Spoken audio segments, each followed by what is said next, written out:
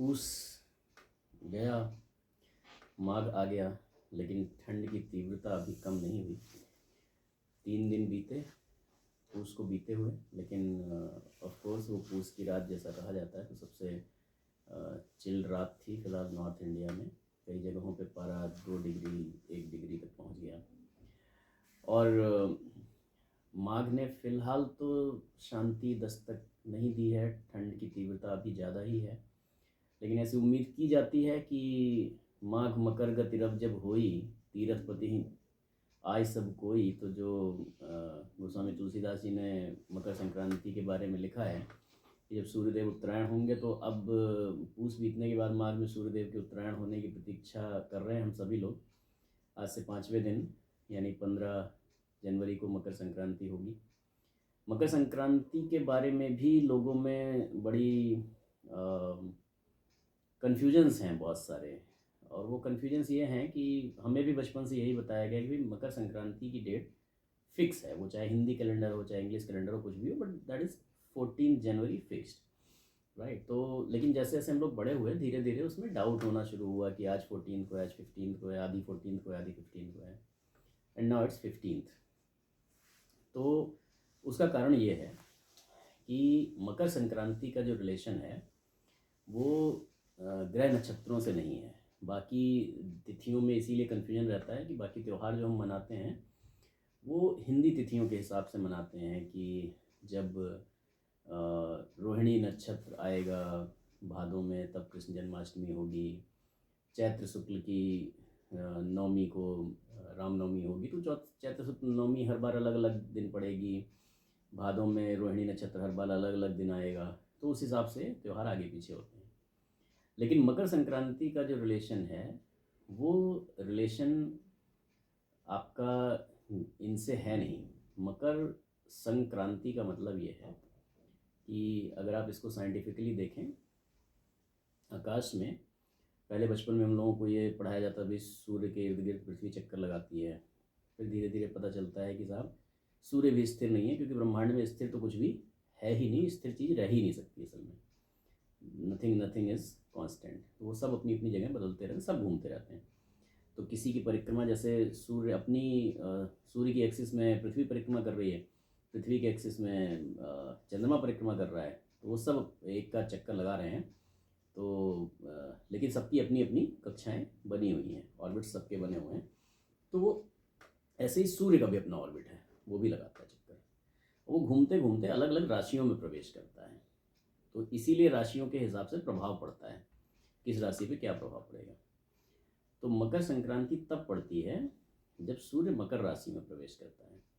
अब राशि में प्रवेश का भी होता है ना, कई बार जब आदमी को नॉलेज नहीं होता, लोगों लगता है ये सब ज्योतिषी खगोलीय बातें जो है, एक्चुअली ज्योतिष और खगोल आपस में जुड़े हुए हैं। अब वो उतना पूरा हमारा सब्जेक्ट नहीं है आज का, तो हम तो आएंगे फिर प्राणशक्ति पे ही, तेजो वलय पे। लेकिन क्योंकि मकर संक्रांति की बात चली तो हमने कहा ये क्लैरिफाई कर देना ज़रूरी है, चीज़ों को साइंटिफिकली समझना ज़रूरी है। अगर आप आकाश में देखेंगे तो जो खगोल शास्त्री होते हैं, तो ये तारों के पूरे ना ग्रुप्स बनते हैं, उन ग्रुप्स से आकार बने होते हैं। तो वो राशियाँ उसी तरीके से बनी हुई हैं, 12 राशियाँ, 12 आकार बने हुए हैं। वृश्चिक की शेप बना हुआ है और मकर की शेप बनी हुई है। तो वो मकर की शेप वाले उसमें ग्रुप में जब आता है तो दैट इज़ मकर राशि। ऐसे ही राशियों के शेप बने हुए, सारे जो शेप हैं उनके शेप्स, तारों के समुच्चय के ग्रुप्स बने हुए हैं पूरे, उसमें सूर्य प्रवेश करता है। उस हिसाब से फ़र्क पड़ता है, और उस हिसाब से आपकी धरती के ताप का फ़र्क पड़ता है, कैसे किरणें पड़ रही हैं। इसीलिए सूर्यदेव के उत्तरायण होने के बाद ठंड चाहे कितनी भी पड़ रही हो, लेकिन जब धूप निकलेगी बहुत तेज़ धूप निकलेगी फिर खुल के, और गर्मी होगी ढंग से। तो जब सूर्य मकर राशि में प्रवेश करता है तो उसको कहते हैं मकर संक्रांति। तो अब हुआ क्या कि इतने टाइम तक होते होते थोड़ा थोड़ा सब, जैसे पृथ्वी भी ऑर्बिट में, अपने ऑर्बिट में सूर्य से थोड़ी थोड़ी दूर हटती है, सबकी ऑर्बिट्स फैलती जाती हैं, तो वो सूर्य की भी ऑर्बिट फैल रही है। तो उसका वो जो चक्कर लगा के आने का टाइम है वापस, वो टाइम हर 80 साल में 1 दिन बढ़ जाता है। ओके। तो वो 80 साल के बाद यहाँ से फिर 15 से 16 को होने लगेगी। तो ये 14 से 15 इसलिए हुआ। अब वो हमेशा 15 को ही पड़ेगी अगले 80 साल तक। 80 मतलब जितने भी साल पीछे से पड़ी होगी, वहाँ से 80 साल तक 15 को पड़ेगी। फिर उसके बाद कुछ कुछ साल वो आधी 15 आधी 16 में रहेगी, जैसे हमारी आधी 14 आधी बीच 15 में। में वो हुआ हाँ, था। फिर उसके बाद वो 15 से 16 पे शिफ्ट हो जाएगी, क्योंकि उसका टाइम बढ़ जाता है। जब फैलती है ऑर्बिट, जब ऑर्बिट फैलती है तो उसका वापस आके आने का टाइम एक दिन बढ़ जाता है, थोड़ा थोड़ा बढ़ता रहता है, फिर वो पूरा एक टाइम दिन बढ़ता है। तो खैर ये बेसिक रीजन था ये मकर संक्रांति के शिफ्ट होने का, डे शिफ्ट होने का। तो अब वो 15 को ही पड़ेगी हमेशा हमारे अपने जीवन काल में। तो इस वजह से अब उम्मीद कर रहे हैं थोड़ी गर्मी आएगी। तो मैं समझता हूँ कि आपको ये जानकारी अवश्य पसंद आई होगी। अगर आपको पसंद आई है तो कमेंट बॉक्स में ज़रूर लिखिएगा। अगर आपके विचार कुछ और अलग हैं या आप कुछ और जानना चाहते हैं तो वो भी लिखिएगा, या आपकी कोई अलग राय है तो आप अपनी अलग राय भी ज़रूर हमें बताइएगा। अगर आपको वीडियो पसंद आता है तो लाइक करना मत भूलिएगा, और लाइक माइंडेड लोगों के साथ शेयर करना भी मत भूलिएगा।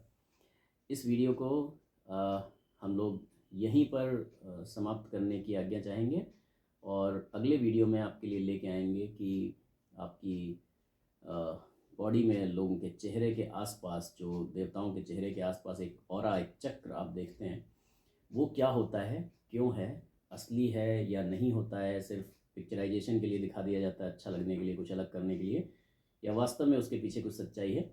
उसके ऊपर प्राण शक्ति में गुरुदेव ने बहुत अच्छे से प्रकाश डाला है। उसको देखने के लिए बने रहिए हमारे साथ, और तब तक के लिए अपना सहयोग बनाए रखिए।